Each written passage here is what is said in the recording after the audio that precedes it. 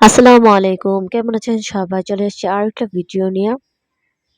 শীতকাল আসতে না আসতেই আমার মাথার সবগুলো চুল ঝরে পড়ে যেতেছে। প্রতিদিন মাথা আঁচড়াইলে এরকমভাবে চুল যায়।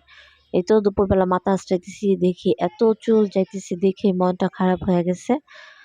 আচ্ছা আপনাদের কাদের এরকম হয় চুল ঝরে যায় শীত আসলে অবশ্যই কমেন্ট করে জানাবেন। আর এর থেকে মুক্তির উপায় কি এটাও বলবেন প্লিজ। আর এই তো দুপুরবেলা খাবার-দাবার তাড়াতাড়ি করে খাইয়া নিতেছি কারণ একটু কাজ আছে। আমাদের এক রিলেটিভের বিয়ে, বিয়েটা অবশ্য আমাদের বাড়িতেই হবে। আর এই ভিডিওটাও বেশ কয়েকদিন আগের।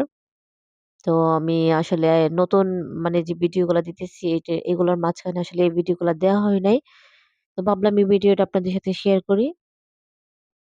এই তো আজকে দুপুরের একদম শর্টকাট রান্না ছিল ডিম ভুনা আর আলুর ভর্তা আর হচ্ছে জলপাই দিয়া ডাল।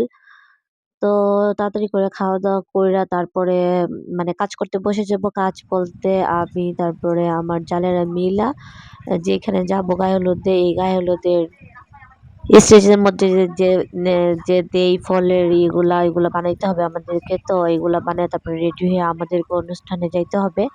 তো এইজন্য তাড়াতাড়ি করে খাওয়া-দাওয়া করে তারপরে বসে যাবো ওগুলা বানাইতে। যেহেতু এগুলা বানাইতেও বেশ সময় লাগবে।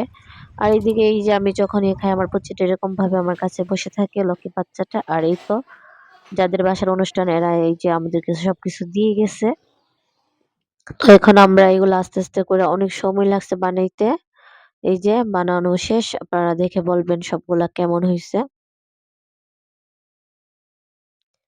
আমি তারপরে আমার ছোট জাল, তারপরে মেঝো ভাবি আমরা ৩ জনে মিলে এগুলা করছি। আর যাদের বাসায় আমরা যাবো এরা মানে আমাদেরকে অনেক বেশি সম্মান করে আর অনেক বেশি আদরও করে।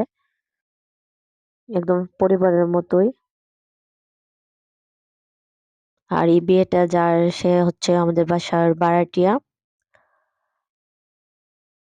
এরা সবাই বাইরে থাকে তো উনার একমাত্র ছেলের বিয়ে।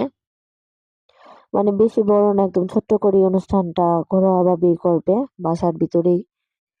তো ওইজন্য আর তেমনভাবে মানে আয়োজন করে নাই। কিন্তু মানে আলহামদুলিল্লাহ শর্টকাটের মধ্যে ভালোই এরা আয়োজন করার চেষ্টা করছে। আর এই তো এত সুন্দর করে স্টেজটা সাজাইছে আমার কাছে তো অনেক বেশি ভাল লাগছে দেইখা। তো এখন সবাই জামাইকে নিয়ে তারপরে এন্ট্রি দিবে নাচতে। মানে যে বরের আজকে বিয়ে, এই বরের বাবা-মা এত ডান্স করছিল মানে পুরো অনুষ্ঠানে এরা অনেক বেশি নাচানাচি করছে। মাশাআল্লাহ। তো আমাদেরকেও একটু পর ডাকছে তো আমরা যাই নাই। আমরা বসে থেকে পুরো অনুষ্ঠান দেখছি। এই যে জামাই চশমা পরে যে মানে ঢুকতেছে আর এই যে সাদা সুট পরেছে উনি হচ্ছে জামাইয়ের বাবা আর এই যে জামাইয়ের বোন আর হচ্ছে মা। এই যে সবাই মিলে অনেক নাচানাচি করছে। এদের একমাত্র ছেলের বিয়ে ছিল। সবাই ভালোই এনজয় করছে।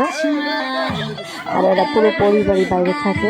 তো অনুষ্ঠানটা অনেক ছোটর মধ্যে করছে পরে তারপরে এরা কয়েকদিন পরেই চলে গেছে।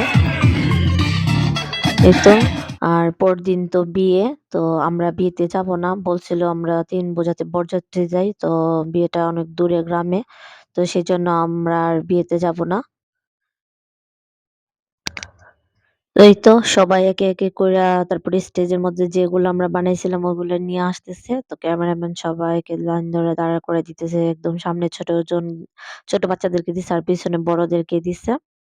তো এই তো একজন করে সবকিছু নিয়ে স্টেজে রাখতেছে। আর ওই যে ছেলের সাথে ছেলের একপাশে যে বসে আছে হচ্ছে ছোট ভাই আর একপাশে হচ্ছে তার ভাইকনা। যে ছেলে বিয়ে করতেছে ওই যে বর ওরও বয়স তেমন বেশি না, কমই। এই তো আমরা সবাই বসে দেখতেছিলাম। আর এখান থেকে খাওয়া-দাওয়া করে পরে আমরা বাসায় চলে গেছিলাম।